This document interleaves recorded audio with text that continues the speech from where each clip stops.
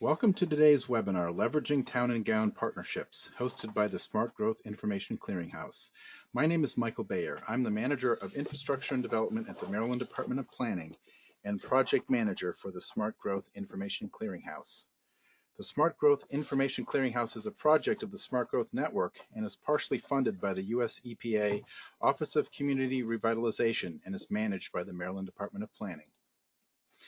In addition to hosting webinars, the Smart Growth Information Clearinghouse has a website, smartgrowth.org, that serves as your one-stop on the web for the most current information on effective growth, development, and preservation practices. We provide news and information about events, funding opportunities, awards, and resources to help local decision makers foster healthy, resilient, and economically vibrant communities. The Clearinghouse is also the virtual home of the Smart Growth Network, a nationally recognized coalition of leadership organizations that have formally endorsed the principles of smart growth.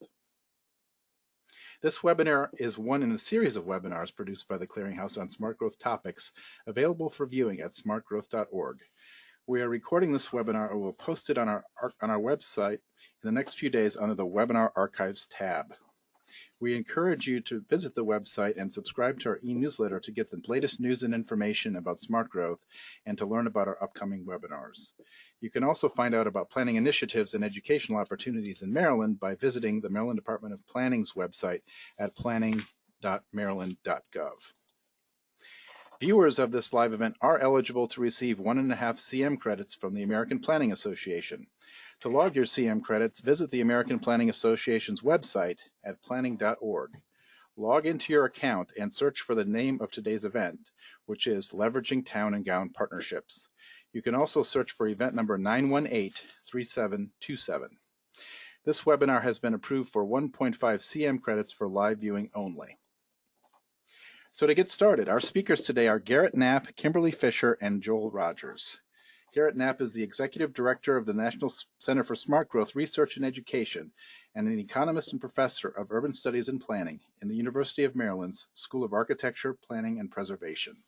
He is also Director of the Environmental Finance Center and the Transportation Policy Research Group, and he is an ex officio member of the Governor's Smart Growth Subcabinet in Maryland. Dr. Knaap is the author of more than 75 articles and 7 books on state and local land use planning and economics. His research interests include the economics and politics of land use planning, the efficacy of economic development instruments, and the impacts of environmental policy. He earned a BS from Wilmette University, his MS and PhD from the University of Oregon, and received postdoctoral training at the University of Wisconsin-Madison, all in economics. Kimberly Fisher is the Director of the Partnership for Active Learning and Sustainability, or PALS project. PALS is housed in the National Center for Smart Growth at the University of Maryland. Before joining the university, Kim was an Associate Director with the Transportation Research Board, part of the National Academy of Sciences. As a Transportation Planning and Travel Analysis Program Officer, Kim has staffed more than 20 standing committees, developed specialty conferences, and provided technical assistance on planning and forecasting issues. She has a master's degree in civil engineering from the University of Maryland. And finally, Joel Rogers is the Sewell Bascom Professor of Law, Political Science, Public Affairs, and Sociology at the University of Wisconsin-Madison, where he also directs the Center on Wisconsin Strategy, or COWS, the National High Road Strategy Center. Dr. Rogers has written widely on American politics and democratic theory. Joel is an active citizen as well as an academic. He has worked with and advised many politicians and social movement leaders, initiated and helped operate several progressive NGOs. He is the contributing editor of The Nation and Boston Review, a MacArthur Foundation Fellow, and has been identified by Newsweek as one of the 100 living Americans most likely to shape U.S. politics and culture in the 21st century. Following the presentations, our panelists will answer as many questions as time permits. You can submit a question anytime during the presentations by using the questions tool in the control panel located on the right side of your screen. We're kind of showing you what that looks like. Now I'm going to turn it over to Gerrit to get us started. Welcome, Gerrit. Okay, terrific. So thanks very much. It's terrific to be as part of this webinar. Thanks everyone for listening in. So I am Gerrit Knaap. I direct the Smart Growth Center at the University of Maryland. We've been around for almost 20 years now. We're a creature at the University of Maryland of 4 schools. architecture, public policy, engineering, and agriculture. The notion, of course, being that smart growth requires an interdisciplinary approach, and we need help from all different parts of the campus. The notion of engagement and community partnerships has long been part of the DNA of the Smart Growth Center. I sit on something called the Smart Growth Subcabinet, as was mentioned before. I also sit on something called the Sustainable Growth Commission. This is a way in which the Smart Growth Center has been deeply embedded in state and local government in the state of Maryland. As a result, we have long-standing work relationships with both the cities and counties in Maryland, as well as the state agencies, including, of course, the Maryland Department of Planning. And I'm pleased to be invited by the Maryland Department of Planning to give this webinar. So as part of our effort to engage local governments, we created something about 6 years ago called the Partnership for Action Learning and Sustainability. This is a program that engages students and faculty with local governments in a process that results in direct deliverables to local governments of very excellent products and allows students to be engaged directly with local government affairs. The Partnership for Action Learning and Sustainability has been very popular both with university administrators in serving the land grant mission of the university, with faculty who are enabled to provide real world lessons within their courses, with students who are able to go out and work with the community and gain direct experiential learning, and of course with local governments who get very low cost technical assistance from the many talented people that we have at the University of Maryland. The University of Maryland takes its land grant mission very seriously. Many of the University of Maryland's resources are aimed at environmental, economic, and social sustainability in Maryland communities. And as I said before, the high-level administration within the University of Maryland have been very supportive of the PALS program and continue to provide funding for the program. I want to give you just a brief history of the PALS program. The PALS program was an idea that we took from the University of Oregon, which happened to be my alma mater. The University of Oregon had something called the City Year program, which was very much like the PALS program that you'll hear about in just a moment. And the University of Oregon was very generous in sharing with us and other organizations, universities around the country, what they had been doing in the Sustainable City Year program and helping other programs getting off the ground. We can't say too much about the effort and the help that the University of Oregon has provided to us getting this program off the ground. The PALS program at the University of Maryland is very similar to other programs around the country. The way we got started was we brought the University of Oregon folks out to Maryland, as well as folks from the University of Minnesota and University of Iowa. We had them present what their programs were about to our high-level administrators. They were very intrigued by the notion. And as a result, we received funding from the Provost and the School of Architecture, Planning, and Preservation to launch our own program, which we call PALS. While we owe a great debt to the University of Oregon, we think that the PALS acronym is a little bit better than Sustainable City Year program. So the program was initially staffed by myself on a quarter time by a research professor named Uri Avon and by some graduate assistants. We partner with a number of jurisdictions for a small number of projects just to get our feet wet and get off the ground. And the city of Frederick, Maryland was our first full partner with 20 projects. The PALS program has been successful beyond our expectations. As I said, we've got very strong support by administrators, by faculty, by students, and by local governments. And now I believe we are the biggest, if not the biggest, such program in the country. And it has been not only good for the university and local government, certainly but for the National Center for Smart Growth. So Kim Fisher now manages the program, and I'm happy to turn over now this presentation over to her. So as Gerrit mentioned, the program is housed at the University of Maryland, specifically in the National Center for Smart Growth. And one of the things that sets our program apart from other town and gown kinds of cooperations or coordination is that we actually span all of the different faculty at the University of Maryland. There are 14 schools here. Schools are colleges, and we have worked with 12 of them to provide assistance to the to the jurisdictions in Maryland. And sorry, for some reason my screen seems, there we go. So the program allows students to put a lot of the, I'm going to switch back, sorry about that. So the faculty appreciate the program, as Gerrit mentioned, because what we do is bring problem statements to their existing courses that allow them to show the students how the learning that they're doing within the course can be applied in real world settings. Obviously, there are a lot of faculty across the campus who do what I would refer to as one-offs, where they go into communities and work on individual projects. PALS brings some extra administrative support to those faculty beyond what they would normally receive. And we also bring existing problem statements from the jurisdictions, which basically ties or guarantees interest from the jurisdiction staff. The University of Maryland students take what they're learning in the classroom and apply it to the real world situations. As you can imagine, sometimes the real world is a little bit of a shock, and that is what we consider really a success for the program. And that when we get calls that say things like, they said they had data, but now we found out that they don't, it's one of those opportunities for us to say this is how it often works, and to help the students work through that, so that once they go out and are working in their given professions, they'll have that experience. Again, like I said, the students are able to apply their real world, apply their course learning to the real world. And as Gerrit mentioned, the communities really benefit, and I'll go through some of the communities that we've worked with, but we've worked with everything from large, fairly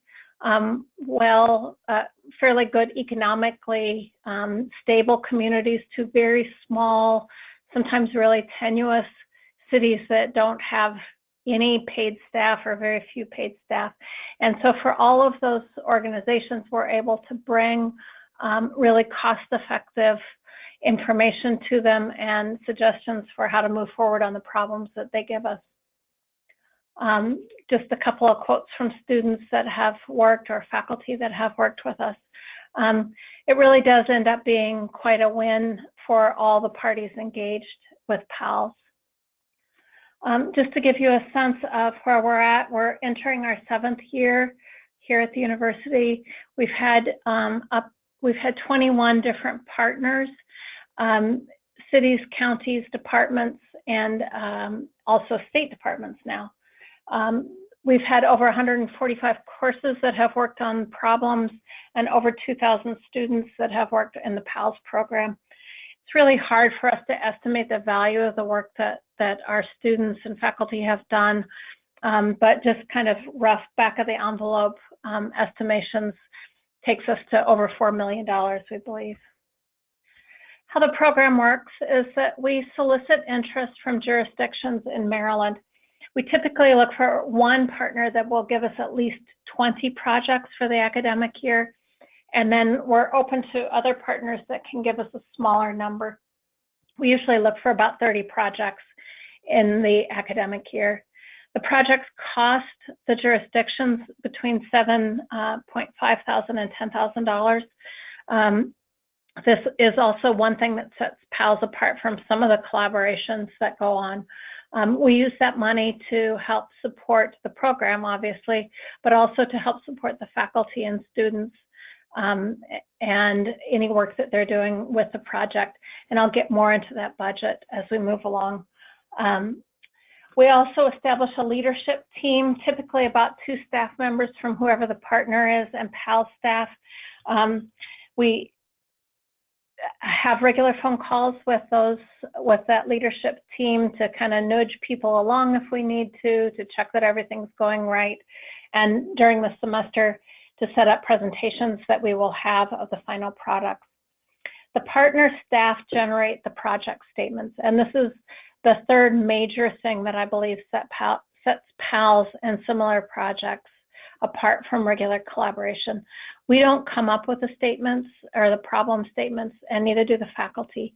It is definitely the partner staff that generates those ideas, which again helps us guarantee that there'll be support for those problem statements and for the students that are working in the project. PAL staff then matches those projects with faculty, typically with an existing course. Sometimes we do internships, sometimes we do independent studies, but most of our projects are done by courses. About 2/3 of those are graduate courses, and obviously the remaining third is undergraduate. And we work with the faculty and the staff to make sure that we come up with a good finalized scope of work and list of deliverables so that everybody understands what's going to happen during the semester.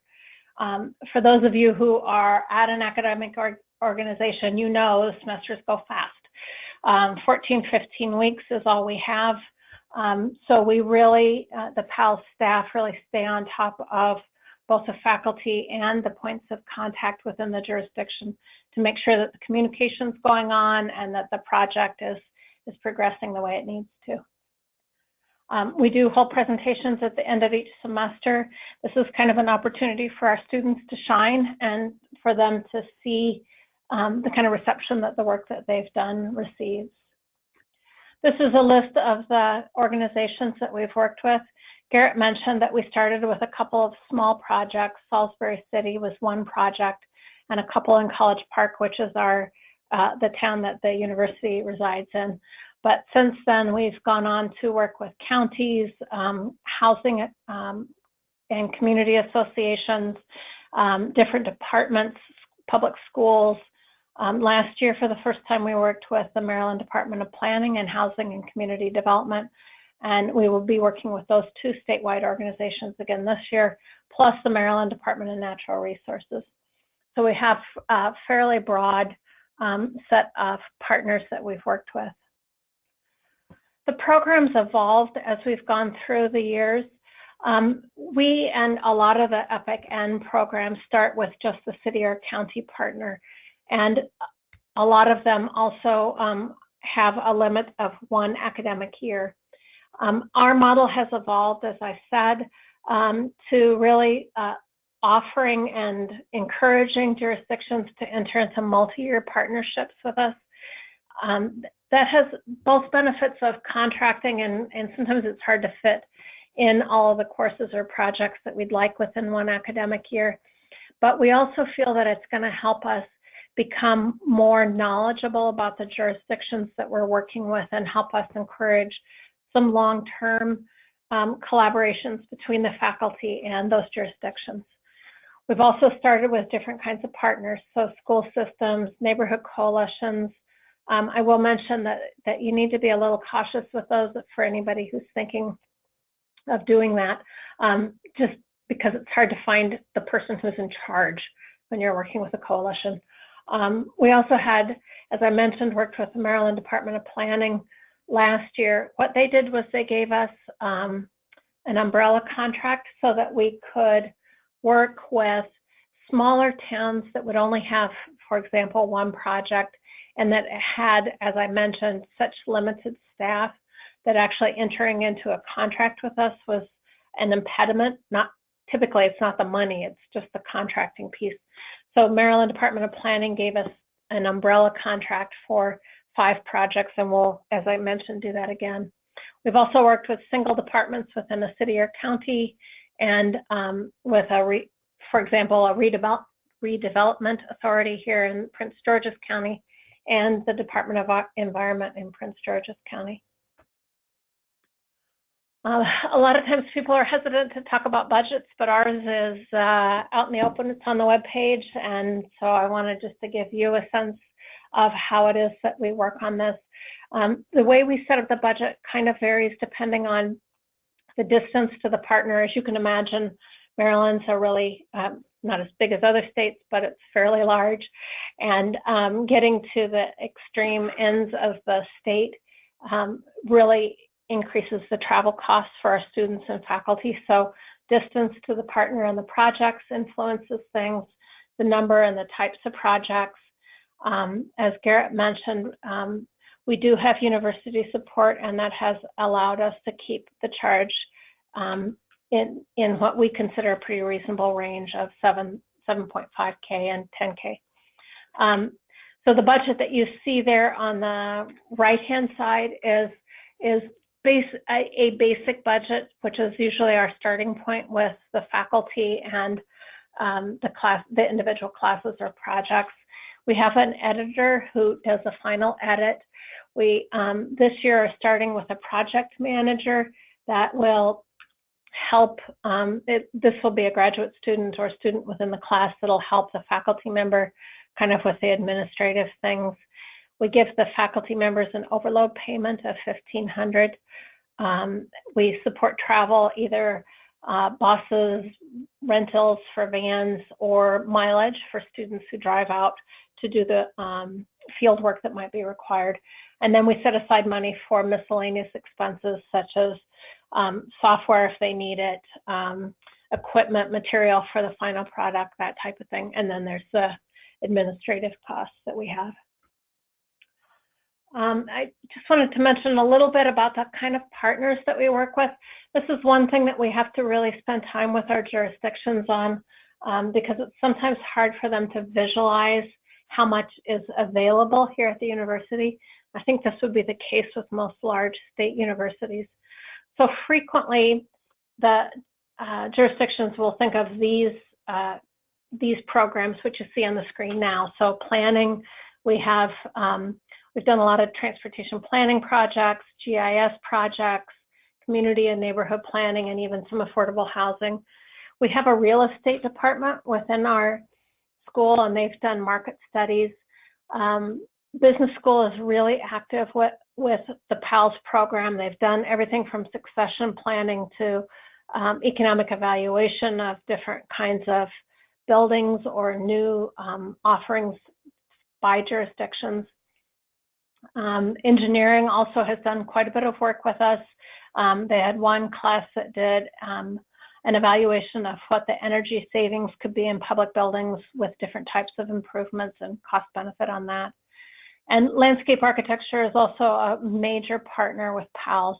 They do everything from bike planning, bike path planning, to stormwater management and designing parcels such as parks or sometimes even individual private businesses within the jurisdiction.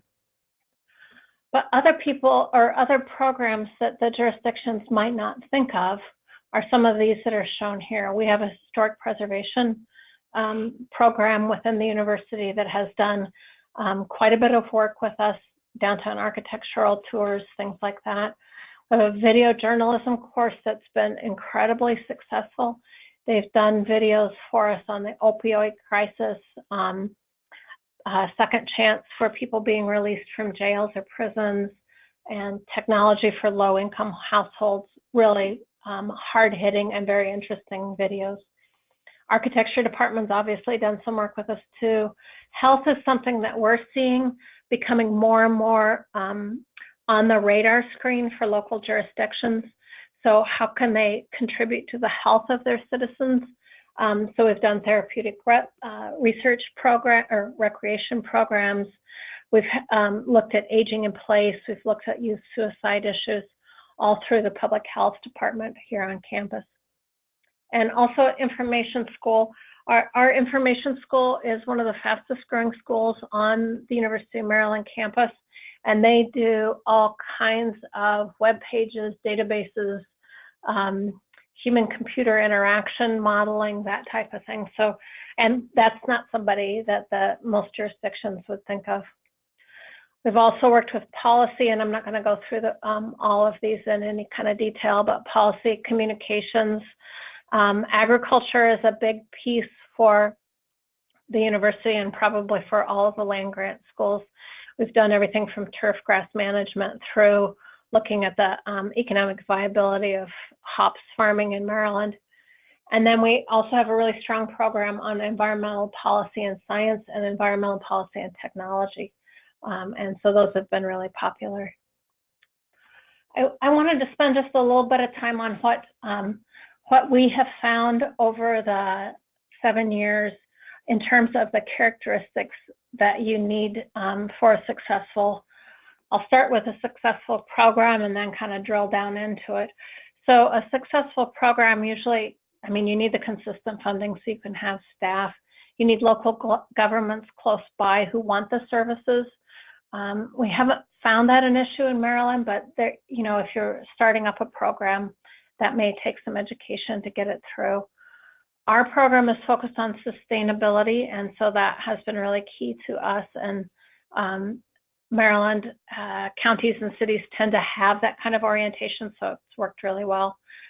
And then also dissemination to recruit faculty. This is tough at a school the size of the University of Maryland. I have heard, and Joel may want to comment on this, with some of the other schools that he's worked with in the EPIC network, but with some of the smaller schools, it's kind of an easier thing. You might have all the faculty meet at one point early in the semester where you can make presentations. That hasn't been the case here. And so it is an ongoing effort to reach out to people who, once we find them, are usually really interested in working with PALS, but it's a problem of finding them a lot of times. And the characteristics of a successful partnership. So what have we found in terms of working with counties or cities?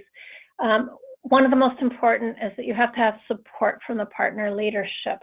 So for example, we have had county executives or mayors or board members, that type of thing, who have publicly stated that they, you know, are interested in the PALS program, want their faculty, want their staff to work on this, and they oftentimes are at our final presentations kind of touting all that we have done as a part of this partnership.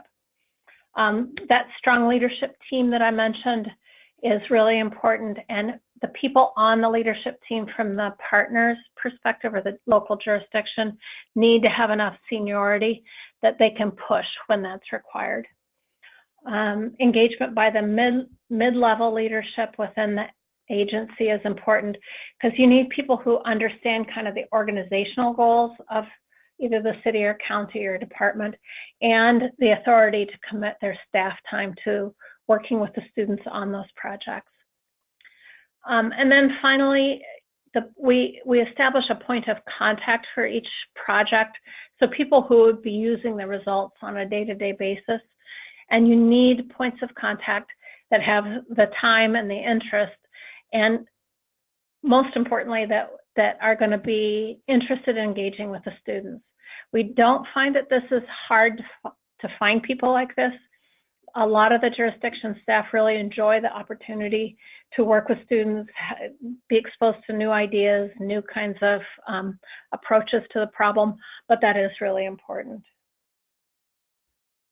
And then finally, for the success of a project, an individual project, the faculty need to know before they get started what kind of data and what kind of expectations the jurisdiction has. A carefully defined scope and deliverables is really important. I mentioned that about a third of our classes are undergraduate classes. One thing that we have found is that with the undergraduate classes, it's important to have maybe a more tightly defined scope and deliverable. We can't just have them kind of flailing around. Graduate students are good at doing that, but the undergraduates need a little more direction. Carefully defined class team structure. We've done things a million different ways. Everybody in the class doing the project on their own, breaking into teams, breaking the project up among different teams, that type of thing. And all of them will work, but they have to be, it has to be very clearly stated what the goals are and what the responsibilities are. And there needs to be accountability, which is always tough with it, teamwork within an academic setting. We discourage classes from doing surveys or public meetings or charrettes. It's just too much for one semester class. The last couple of times people have tried surveys, the students have said, oh, it just takes us a week to set something up on SurveyMonkey.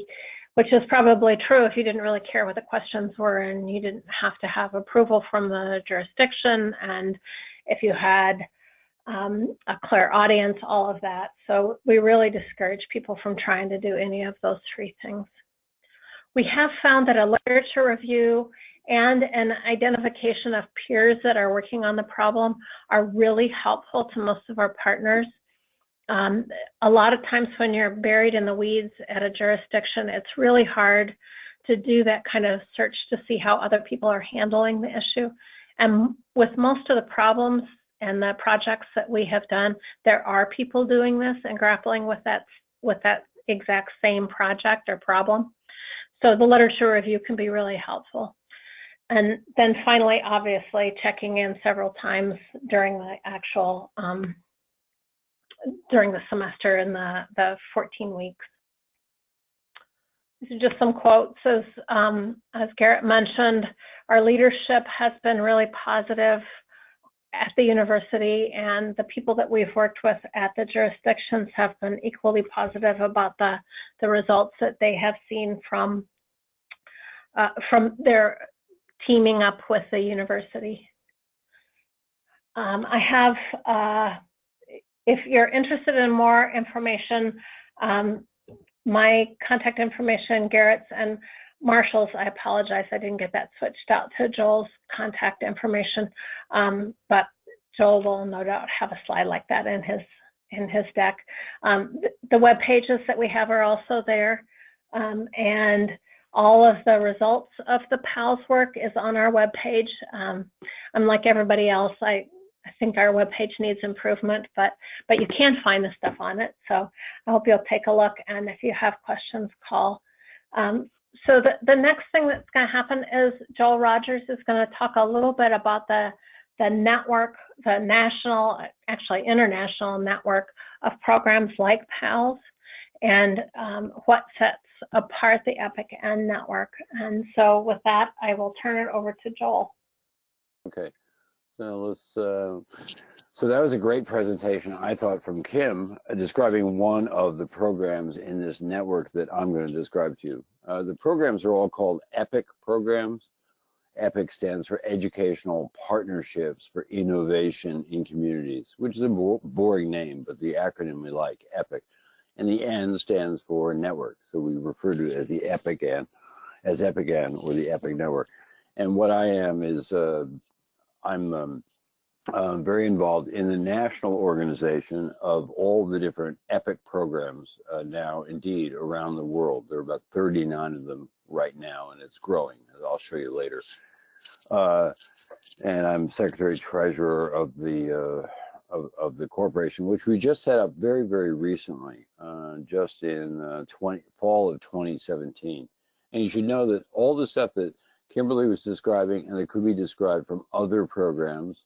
And Gerrit, I pushed back a little bit on your thinking that PALS is the biggest, the greatest, whatever program, but that's a nice competition to have.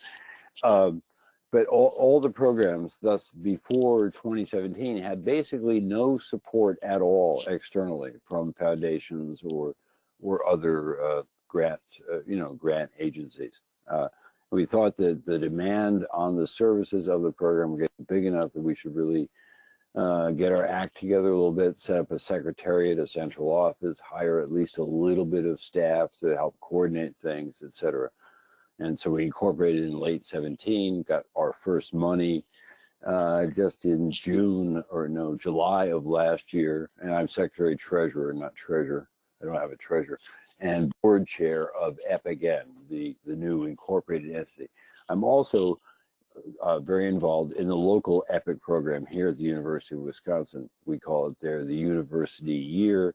It's part of a broader thing we're trying to do to get the University of Wisconsin to pay more attention to our shared urban future, which is called the University Alliance. Notice the cute, or not so cute, use of C rather than S to begin the penultimate syllable of university.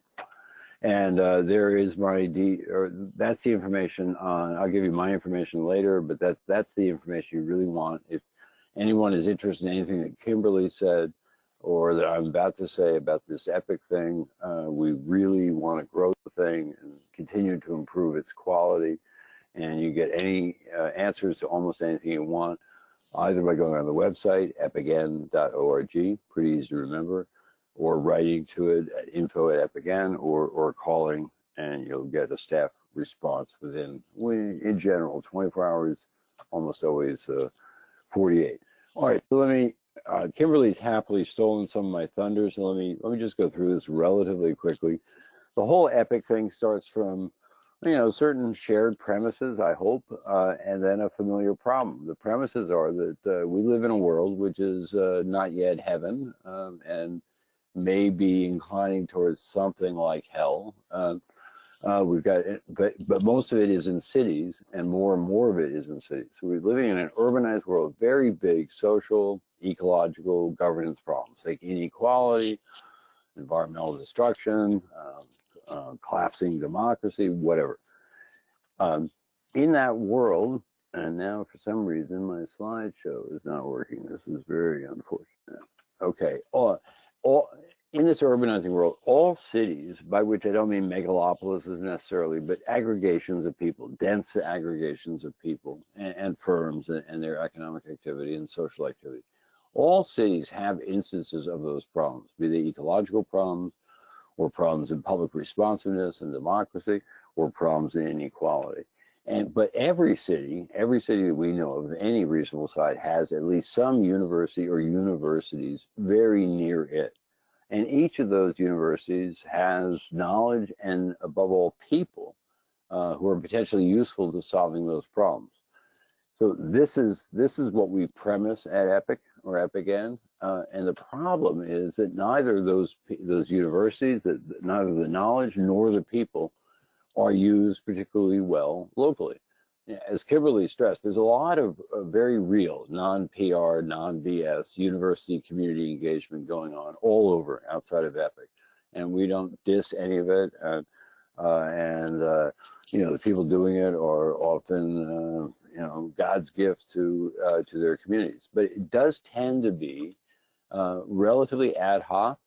It's generally individual faculty, one saint or another. It's necessarily episodic because those faculty come and go and their projects come and go. It doesn't have a clear, attractive, and coherent focus or theme. You'll have scattershot stuff going on all over, ebbing and flowing, which makes it very confusing for cities or municipalities or even state governments, any unit of government, to relate to it in a particularly coherent way. And result of all those factors is that it commonly lacks the scale that's needed to get real impact in the world. Now, EPIC's question was, could we do better than that in terms of university community engagement? And our answer was, yeah, basically, absolutely, or absolutely, as my seafaring grandmother used to say. And it starts with respect for the culture both of universities and municipalities. Cities often are very stretched on their capacity. They're not in a position of having people read newspaper articles and journal articles all the time. They're actually running a city, so they lack easy access to new knowledge. And because they have to be accountable to their voters and their residents, they don't want to mess things up. They tend to be sort of risk averse. Universities have complementary and sort of opposite strengths or characteristics. They've got excess capacity. Here in Wisconsin, I've got 40,000 students who are, chomping to make a dent in the world. They're looking for something to do. They've got almost unlimited access to new knowledge. That's what I'm paid as a university professor to do, to curate and transfer and advance new knowledge. That's what we're in the business of doing. And we're always looking for new ideas, innovation, et cetera, et cetera. Now, there's a little film that sort of characterizes the EPIC model for you. I want to do it characteristically or abstractly and then show you this movie. But basically, the model that we've come up with, and there's dispute as to whether its origin was Oregon or maybe the University of Iowa. And, we've all success has a zillion fathers, and it's only defeat that's an orphan. But, I generally credit Oregon with refining this, and it's been a little bit refined since their first experiments. But here are the 5 elements that we think, make up the EPIC model. First, as I just emphasized, it does respect existing administrative structures and incentives on both sides. So, for example, with the faculty, as Kimberly said, virtually always we're working with something that the faculty has already agreed to do, some existing course. At the university, we're working with their standardized procurement process, working out of their comprehensive plan. They are making the decision about what we want to do, et cetera. And we respect their process. It is a genuine partnership. As Kimberly emphasized, it culminates in most cases in an actual MOU between the program or the faculty responsible for some sort of deliverable, for some sort of project, and the person who's the lead at the city on that. So it's very, very business-like in that way. And the city knows what it's getting, and also it's transparent on its costs. And so both are contributing. University's contribution is basically essentially free labor of all the students, and then the found intellectual capacity and quality of the faculty who are not getting paid to do this work, but getting paid to teach the students and do research. And then it does intentionally aim at high road development, meaning it tries to get more equity, not less equity, more sustainability rather than less, better government rather than corrupting government, et cetera. That's what high road is. It's basically an approach to development familiar to you in practice, if not in this particular prose, as trying to increase the all factor or multi-factor plus natural capital productivity of places through democratic cooperation, adding value, reducing waste, capturing and sharing the benefits of doing both, and then doing it again. It's basically increasing spatial productivity and capturing the benefits, sharing them, and then keep going. And then, as Kimberly also emphasized, all projects here are community identified. We don't treat the community as either a guinea pig or corpse worthy of some sort of imposed experiment or mere dissection. We want to know what their problems are, and they have a long list of problems. They can identify the problems. They also have a view on what the range of potential solutions are. But what we can do in looking and administering the overall program is to try to evaluate the success of projects by what their contribution was to the actual community. And that's the bottom line for us. We do evaluations all over the place in EPIC on what the faculty thought of the experience, what students think of the experience, but the bottom line for us is what does the community think of experience, and the real bottom line is, can we show some real results as a result of the interventions that we're talking about? And all the problems that cities come to us are, to use the old riddle Weber language, wicked problems. They've got multiple determinants. They're moving in space, often in contradictory ways, et cetera. And all of them involve a variety of different areas of knowledge. And the natural result of seriously trying to solve those problems is that the work winds up naturally being multidisciplined.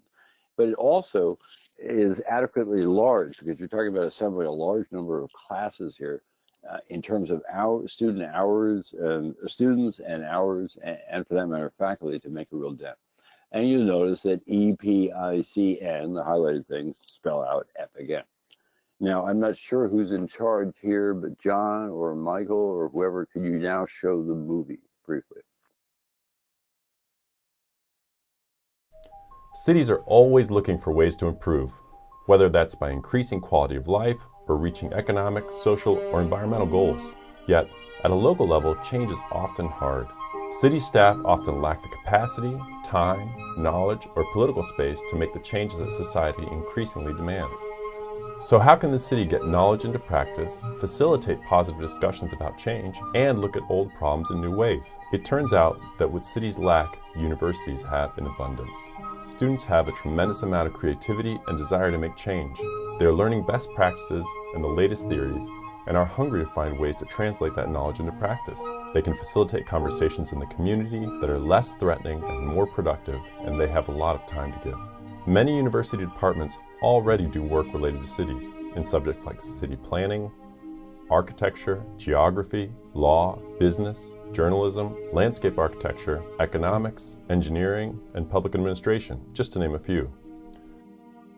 The trick is to match a city and its needs with a university and its resources, while working within the administrative structure of both, adding value to all and engaging in a scale that actually improves the outcomes for cities and universities. How does a city access students and faculty? How do instructors know what projects the community actually wants help with? And who has the time to coordinate any of it and ensure that the work is real work? That's where we come in. Think of our model as a framework that solves the university-community partnership puzzle. It fits the complicated structure of city governments and universities neatly together. There are two keys to the match. First, a coordinator within the university and a coordinator at the city work closely together on every aspect of the partnership. Their job is to make it easy for individuals, professors, and individual city staff members to plug into the partnership. Second, those individual instructors and staff co-develop a scope of work that ensures the work produced advances the city's plan for the year while also meeting the educational needs and abilities of students. This two-tiered relationship structure is a key innovation of our model.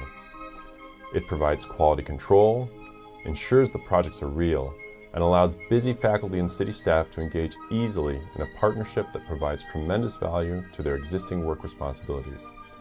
Our model empowers cities and universities to create lasting change, trains the next generation workforce in innovative ways, and advances real efforts to improve quality of life in communities throughout the country and potentially around the world. Okay, so I hope that, I couldn't see that, but I hope you all did. And we found a very successful, nice, easy way to explain what we're going on. And maybe now the model that I went over with you makes a little bit more sense. Again, respects the existing structures, it's a genuine partnership. It does intentionally aim at think of it as aiming at SDG goals, if that's more familiar to all of you, but it's trying to get equity, sustainability, and democracy working together rather than as tragic trade-offs. And then it's community driven and identified, and it is very big. Maybe since the movie doesn't do this, let me just show you just from a sample project. I didn't make this up. This is 1 year of engagement with one program. I think it's from the SAGE program, which is in San Diego.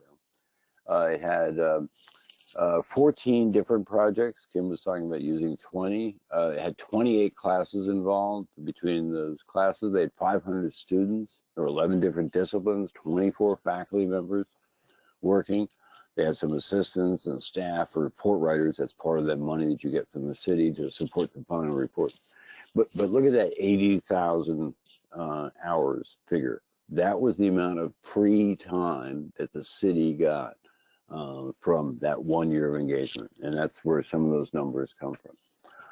So why do EPIC programs work for cities? Well, because the city determines the projects. It's very simple administration. It's relatively low cost. It's very transparent on the cost, but it is a cost. And then you got those MOUs with clarity and accountability on the work promised and delivered, and obviously it improves the quality of the city's work. We get testimonials from cities all the time on this, with very high value. This is not professional level work, and we certainly, if we're working on an engineering project, we don't certify it, and we don't have credentialed engineers. But these are students after all, but they're often graduate students and they're quite capable. And often they're able, and we're able, just to find things that for whatever reason the city, potential areas of wealth, as the city is just not seeing. So what typically cities report to us is an ROI, return on their investment. Let's say they spend $50,000 or $100,000 on their EPIC engagement for the year, typically 10 to 20 times what they're investing. And that's pretty consistent across programs. For students, this is easy. They get a chance to apply new knowledge, get out of the classroom and into the world. They have the expert supervision provided by the faculty guiding the class, and they want to make a nice dent in the world. And then along the way, they get course credit for doing so, and they get. They're all trying to build their resumes, and this gives them useful work experience and useful contacts. They also learn something about how government works, and they're very often excited about that. For faculty, it's this is what you might think of as the hard thing, and we found, and other people find, it's not that hard. You're not going to get all the faculty ever. The program is entirely voluntary. But for the faculty, you're not asking them to construct a new course. Often they have a course, say a capstone seminar, where they're looking for problems for students to dissect, and so often you're helping them, actually.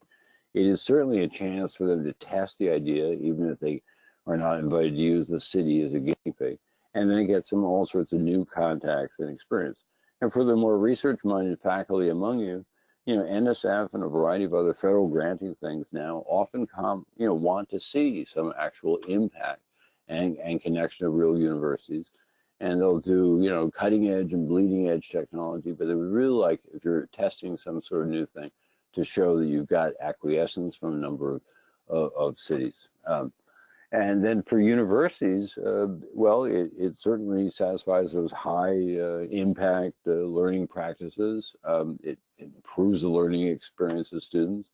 It improves their retention and later employment. We can prove all of these claims here, by the way.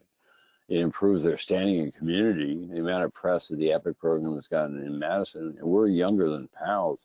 We got something like 200 articles in the state and local press last year, just for one engagement with one relatively minor county in the state. They get a lot of press, and it's very, very popular with the alumni. Every university is in the business of improving the world, and this is an instance of the alumni being proud of how the university is improving the local world, at least. And we go, I didn't have testimonials from the participants. Kim gave you some of those. Here are testimonials from, semi-outside people. Here's the Chronicle of Higher Education. Here's the New York Times. And here's my favorite one. It's a little bit longer, but it's from a sort of friend, a colleague, former colleague at University of Wisconsin-Madison, and you may know him. He was past president of the American Council on Education, and he was twice chancellor of UW-Madison. He left us and then came back when a different chancellor crashed and burned briefly. Anyway, what he says, I think, is what anyone out there from a university should really pay attention to. It's very easy to adopt. It's extremely low cost. It's very, very efficient for ensuring real and visible faculty and student contribution of value to area communities, while also improving the student learning experience. And we are growing as a network. Our fiscal year starts July 1, and as I told you, we didn't get any money until July 1 of last year. And so let's use that as the starting point. And we've added, we went from 30 programs then to 39 now, so it's not bad in terms of growth. We've got a lot of programs in development, and we've got, all sorts of potential leads out there. Here's who's in the network. We are international. We've got some stuff going on in South America, a tiny bit of stuff in Mexico, Central America, but mostly, but South America remains a sort of weak spot. We're growing substantially in Africa. We now got, as you see, about 6-7 programs there. We're going to be getting into Asia relatively soon. So this is international. And that may also be of interest to those of you who want to see how much stuff done in one country can compare intelligently to people doing EPIC programs elsewhere. By existing programs, there's the programs that currently exist.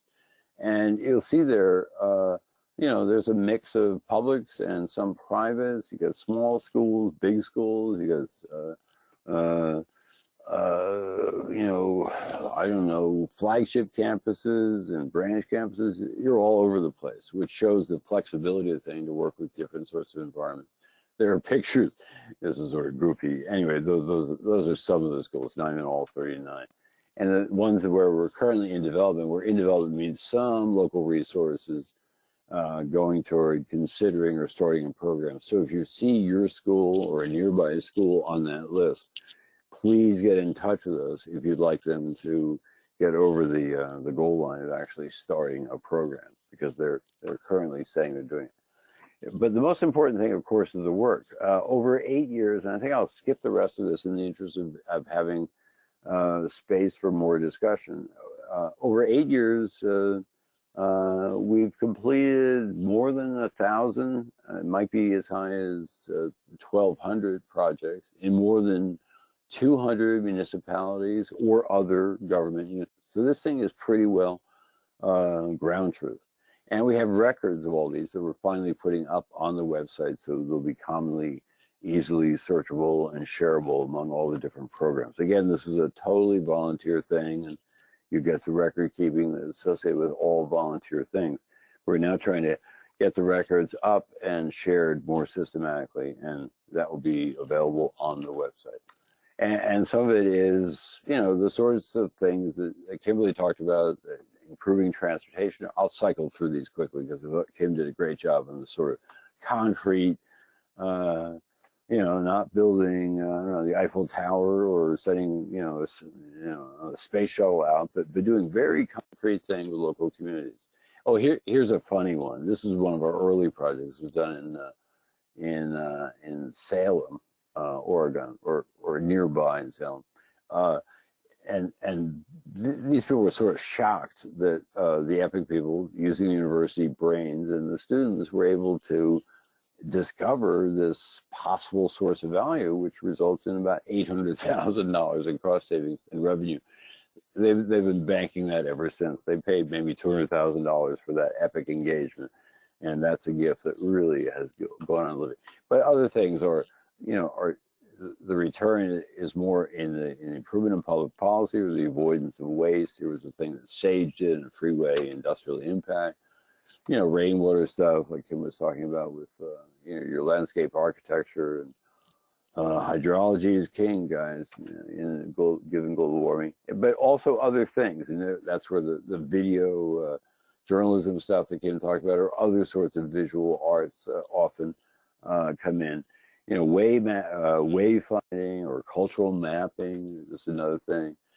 We do a lot of stuff in health and sustainability. UW-Madison, we're cheek by jowl with the med school and public policy school here. Everyone asks us about health stuff. We typically network-wide, that's Madison, but network-wide is typically approached through sustainability or the effects of flooding. Economic revitalization, yada, yada, yada, sustain local economy.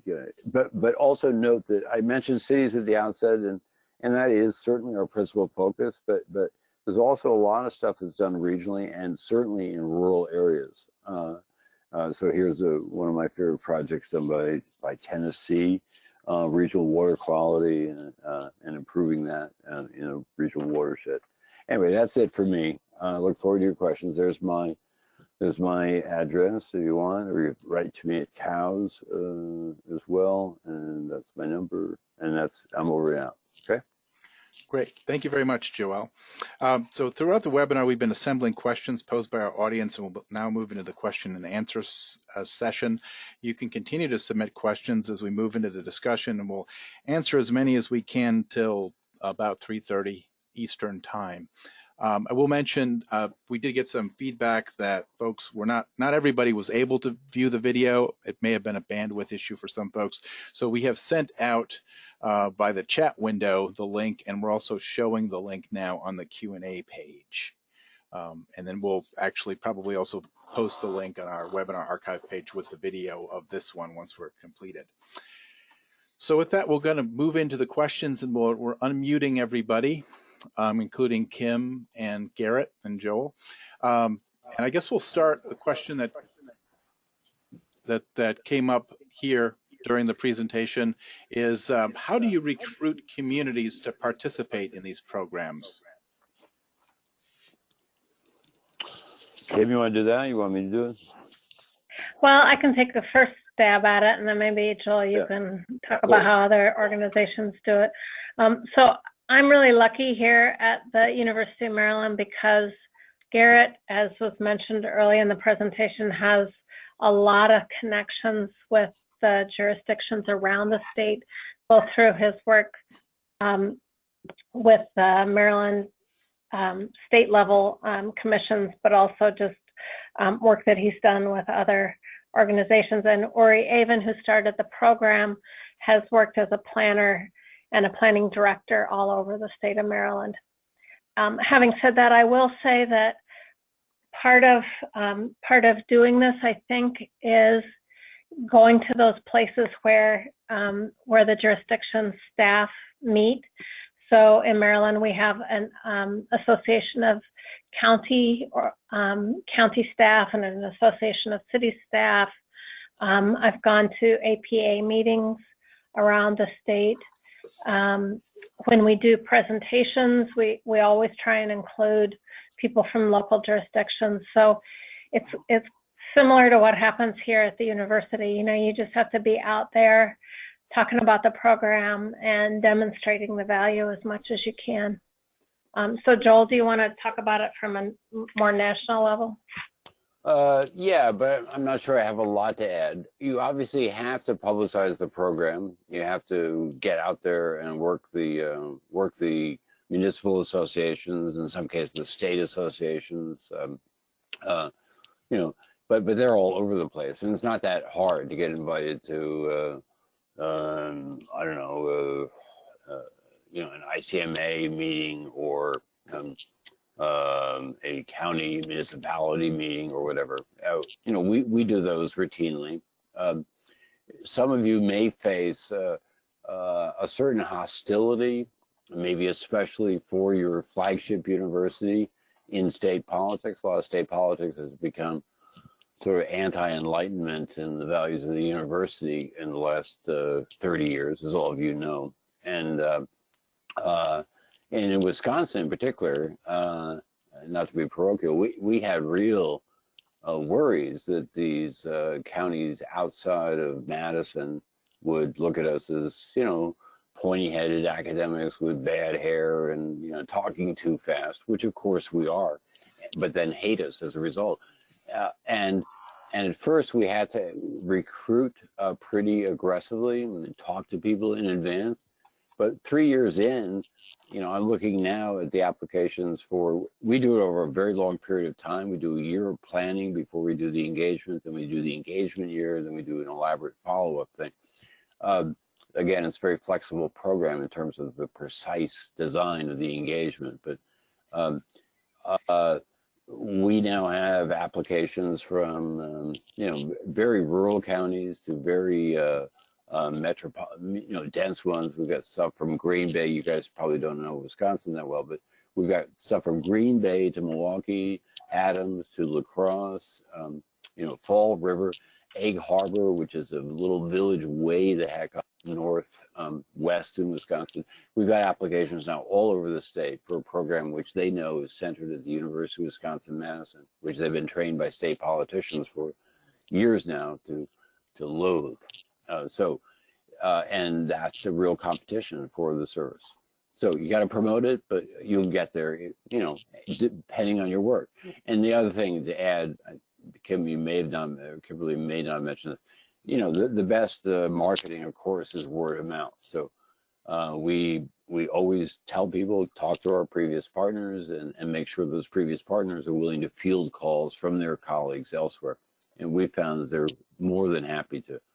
And a lot of them want to get back on the line to get more of our services. Okay. Well, if I could just add one thing. So I agree with everything that was said before, but I would emphasize something Joel said was about how well this plays in the press, and using your media relations folks. The university media relations folks love this program. The school media relations folks love this program. So it makes for very good press. Politicians love to see their pictures with students in the papers. And that's another good way to disseminate the information. And just to pile on there further, this was said by the narrator in that little movie that I guess you guys did not actually see, but you heard the narration.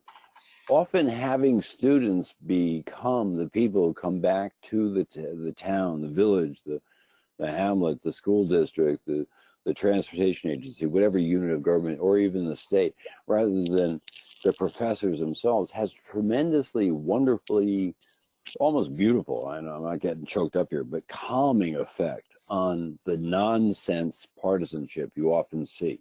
And, you know, politicians, as much as academics, often can't distinguish expressive from instrumental behavior. But having a 19-year-old or 20-year-old kid, often from their own hometown, tell them what their options are on high road development, tends to, make them behave like the gentle men and women that they first aspired to be instead of politicians. Okay, thank you. I guess in a similar vein, question came in actually from Marshall Curry, your colleague, who's asking, how does a community or university who wants to start a PALS or EPIC program get started? Well, Marshall, you could probably answer that question yourself, since you are the one staff person at EPIC. And what basically you call that number, I don't know what that noise is, but just write to info@epicn. We have a whole system of regional leads within the thing, people running programs in your area. You can find the map of the university nearest you. The website is very, very straightforward, epicn.org. Again, you can just find it. If you are a city or municipality, on the website it'll say, okay, if you're a city or municipality, here's a form to fill out. And if you just fill out that form, it'll go directly to Marshall, and you'll hear back very, very soon. It's pretty easy. Go to epicn.org. Okay. I guess a question that goes a little bit to what Kimberly, you were talking about earlier, in terms of the cost of actually doing the projects. It's actually fairly minimal relative to the value, as you were saying. Have you run into situations where communities are interested but can't find the funding, and is there ways to work with them to get a project started? So, yeah, we think that the cost is pretty reasonable. Most of the time, funding has not been an issue. It's more of the administrative kind of obstacles like contracting and things. Now, our relationship with Maryland Department of Planning is one example of a way to get around that, which is that, as I mentioned during my presentation, Maryland is helping to fund work in smaller communities that I guess potentially couldn't have afforded the projects. I think Joel might also mention, I think there are other, like the other programs that have worked with foundations or maybe states. Yeah, I mean, where the money comes from for the EPIC program varies pretty widely. In all programs,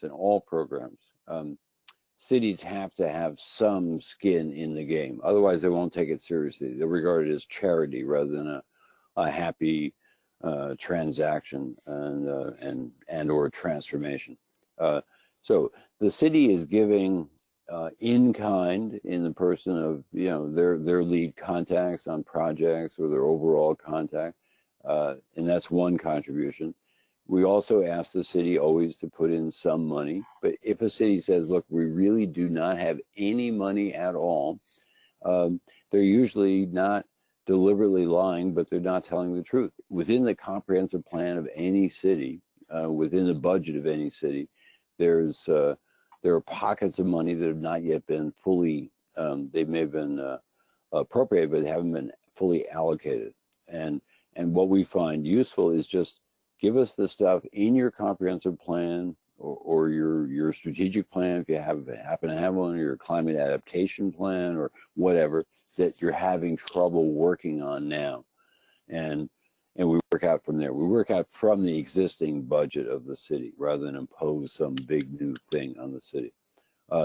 All that said, yes, there are places where foundations are helping to support either the EPIC program itself, and then via that, low-cost services to the cities. There are local sponsors that you can sometimes get, like that example I gave you in Oregon. You may have mentioned, you may have seen that firm Norark, which was a for-profit corporation, which was very interested in seeing if there's some way that they could save money along with the city, and they threw in a little bit of money there to help the city out. So yeah, there's a lot of money out there. The big thing is reduce the the hostility of city leadership or the risk aversion to be willing to even consider it. And once you're over that hump, and then they see the results from their peers, they're usually willing to find the money or able to find the money somewhere. And on the university side, just tell the faculty how easy it is to do it. And again, peer-to-peer exchange is a good way to do that. But programs in general have mostly been like Kimberly. They have not found it that hard to build into the charge to cities the cost of administering the program. Here's an example. We're doing an engagement next year with Pepin County. I don't know if you guys have ever heard of Pepin County, but it's all of 8,200 people that want, and it's about 2.5 hours from Madison, and they need help on water and soil quality. They've got a bunch of CAFOs, and they're trying to figure out how to get out of this concentrated area feeding operations, concentrated animal feeding operations. They've got some CAFOs that are poisoning their water, and they're setting themselves up for a real environmental catastrophe, and they're trying to get out of there. So we've got a bunch of people from soil sciences and water sciences and agronomy and College of Life Sciences, College of Agricultural and Life Sciences at the university, plus a bunch of people in economic development that are trotting off to help them. Those 8,500 people are paying us $60,000 for these two little projects. So and if they're able to do it, and it's a relatively poor county, and they did not bat an eye. Okay. It's a matter of the value of what you're offering. So to go to that question, I think Kimberly was talking earlier about kind of quantifying the value added of this, and obviously one way to do that would be to compare it potentially to having to hire a consultant to do this. Has there been an effort to try to quantify, what the multiplier is for something like this in terms of the work products that are generated for the communities? Yeah, and Kimberly might have something on what PALS has done. I can tell you what we're doing network-wide. First, we're trying to get case studies. If you go on the network, you'll get ROI reports on several different projects, just as samples. And if you dig into them, you can see how those ROIs, those returns on investment by the city, were calculated. And we're very, very interested in that. And what we're trying to do is get all the projects up and about and kickable in terms of seeing what the reports and recommendations of the program were to the city, and then some sort of add-on case stories which describe what the project was responding to, what the effects have been, etc. Often it's difficult to see what the real return is right away. The example of it was basically organic waste that they succeeded in turning into a power generation, not the swiftest innovation in the world, but the thing in Oregon, which is saving them a huge amount of money on a water facility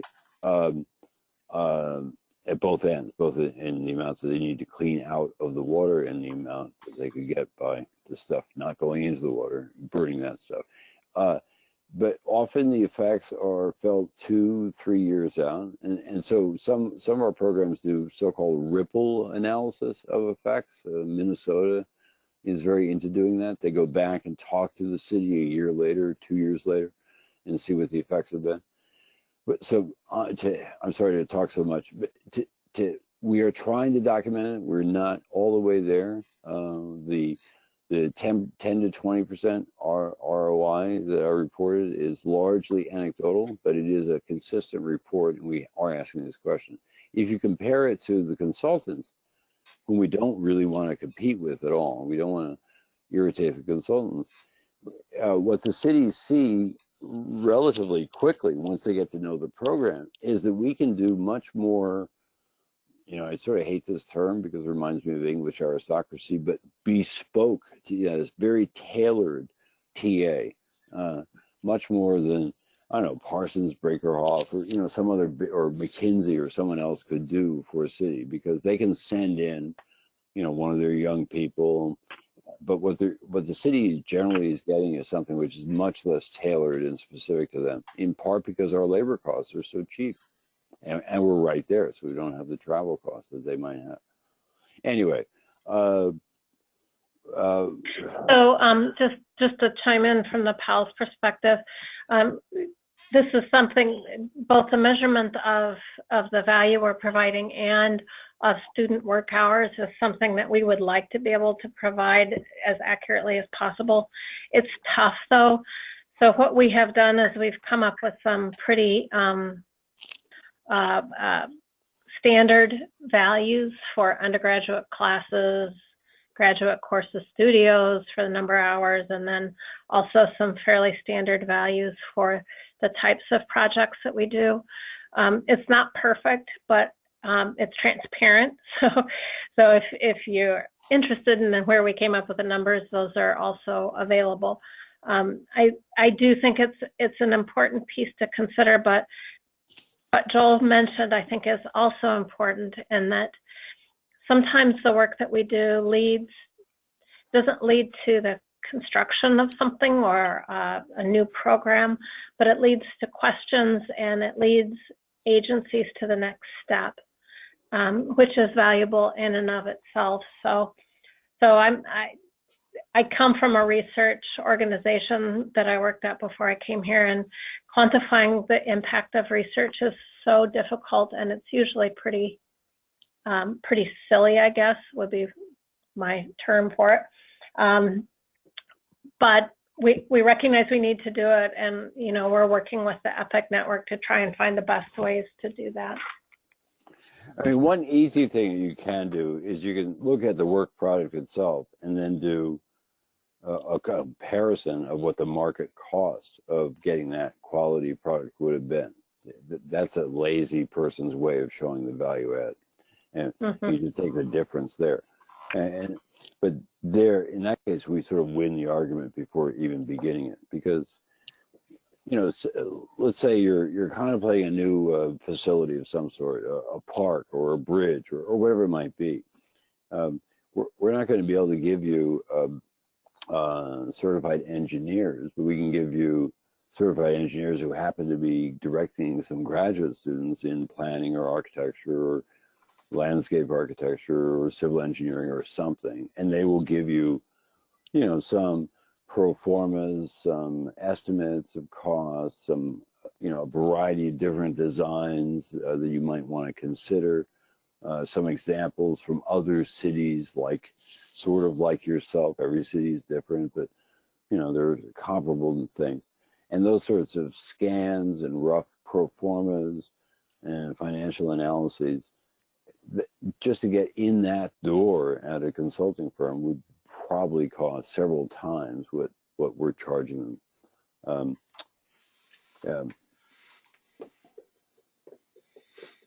Okay, thank you. One question, I know both the University of Maryland and the University of Wisconsin-Madison, very large institutions, but one question came in, would something like this, if you wanted to partner with other, I know in Wisconsin you're part of there's a state university system as well, in Maryland there are other universities. For something like this, would you be able to expand it to another university to partner, or would it make sense for each institution to have its own program? So this is Kim. We're actually considering that. There are parts of the state of Maryland that are almost too far from us to do that work. And with the contract that we're doing with the Department of Natural Resources, we may be reaching out to some of the other universities within the University of Maryland system, or even potentially private universities. I think we, at least for small projects or single projects within a jurisdiction, that may be something that we can leverage what we do with the faculty at those other universities. Certainly we wouldn't want to take over or horn our way into another university's backyard, but we may be asked to do that. So we'll be trying to make those kinds of connections. Yeah, at the University of Wisconsin-Madison, which is the sort of flagship of our very very big, overbuilt. It was recently shrunk down to 13 campuses. It used to be 26, but pretty big system in a relatively modestly sized state. We're only about 6 million people, although we're half the size of Germany. We're a much bigger state, especially than we're imagined as being. We also have problems on both the spatial stuff that Kim was mentioning, and then relationships between a flagship as part of a bigger system. We work it on a case-by-case basis. We've approached the system to try to get the entire system to join into EPIC, giving some sort of discount on membership for members of the system. We're trying to do a similar thing with the university, or the California State University system, which has a zillion campuses. We're in the process of negotiating that with Penn State University, which has got a zillion campuses as well. But yeah, it certainly makes sense. Forget about how the money would work for a moment. It certainly makes sense, as Kim was emphasizing. We've got to be very sensitive about going into somebody else's, sock drawer or underwear drawer, or whatever. We never go into another university's area without first checking with them to say if they'd like to partner, and we have done that successfully with a few of the other campuses of part of the system. We'd like to do it with more. We always check with, we have an extension service here, as most land-grant universities have. We always check with extension.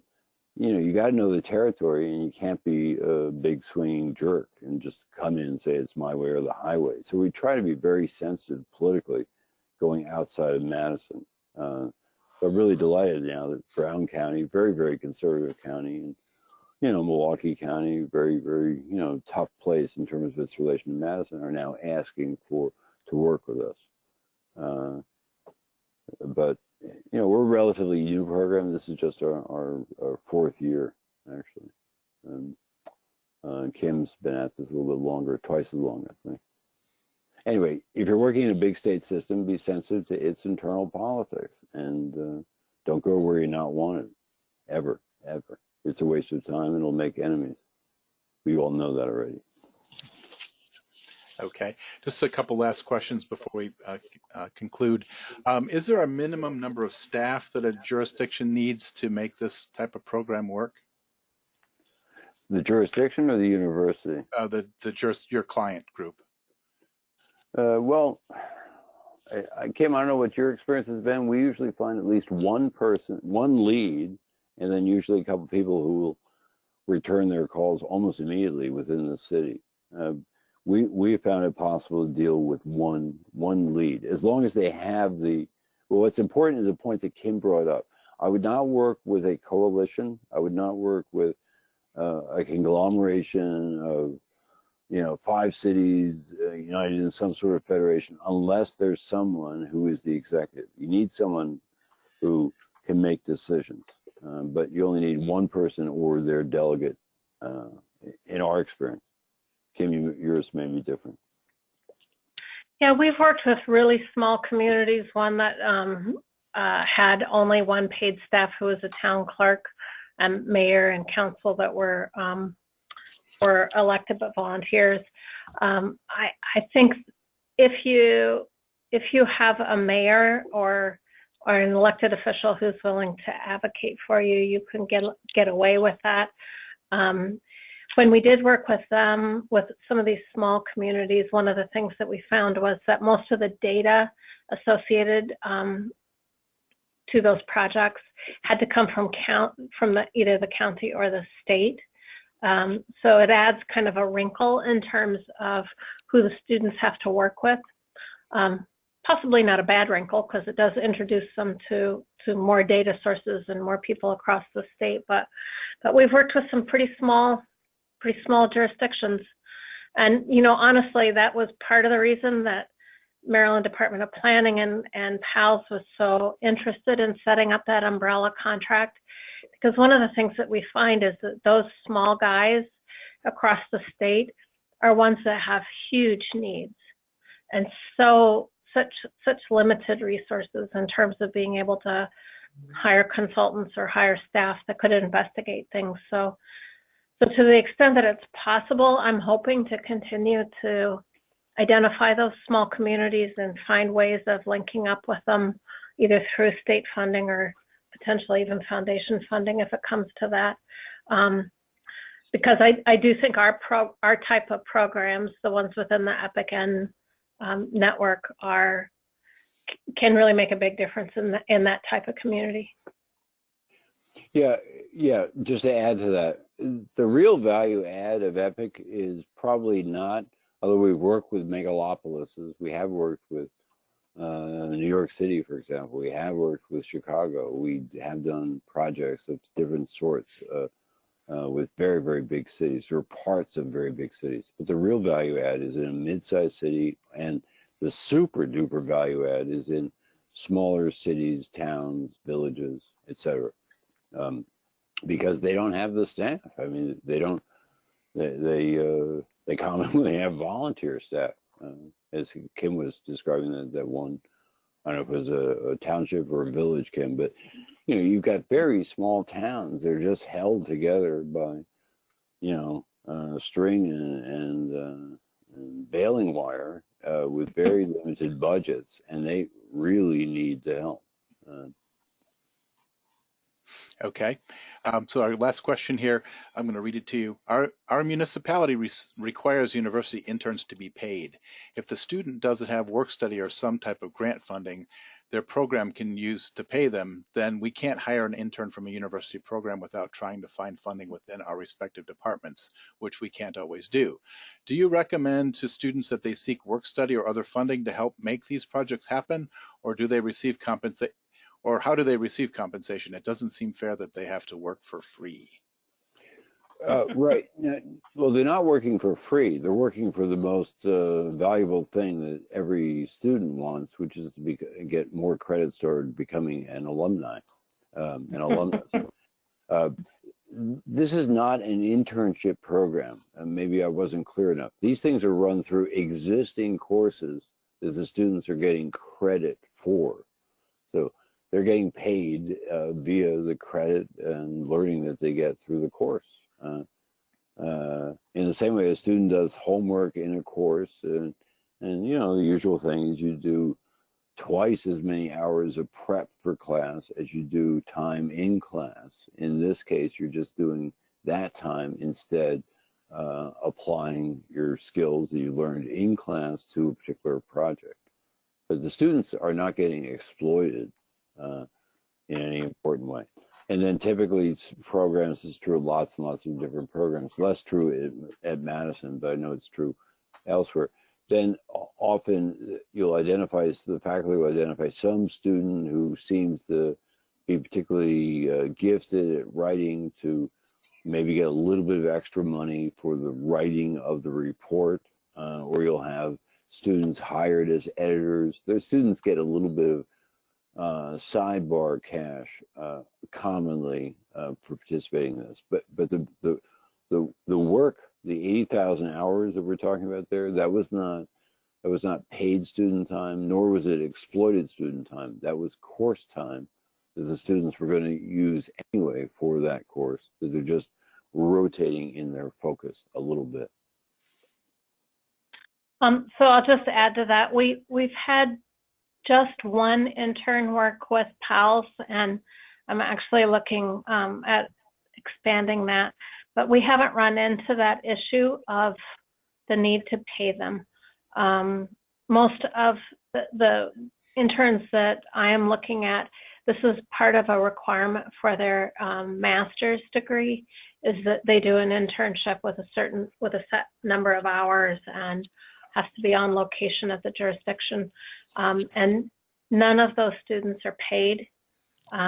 So we haven't really run into that. It's an interesting piece and something that certainly, I appreciate the question, because now I'll keep an eye out for that as an issue, but it hasn't been one we faced. But the basic payment is course credits toward the degree. Exactly. Gotcha. Okay, thank you. So our last question is actually a comment. One of our audience members noted that, Joel, you have an awesome voice. You sound like Tom Brokaw. Thanks. I've heard that before. Thank you. Thank you. Thank you.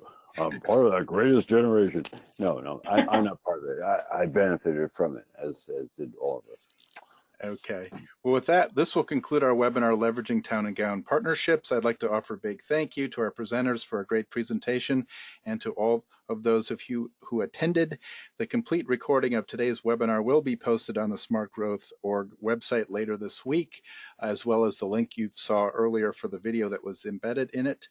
We will have a number of other webinars that we'll be announcing in the coming days, so please look at the website and the e-newsletter if you haven't already signed up for that. When you exit from today's webinar, you'll be asked to participate in a short evaluation. Please take a few moments to provide feedback so that we can continue to improve the webinar experience for you. And then keep an eye on smartgrowth.org and our weekly e-newsletters for other information, and have a great day.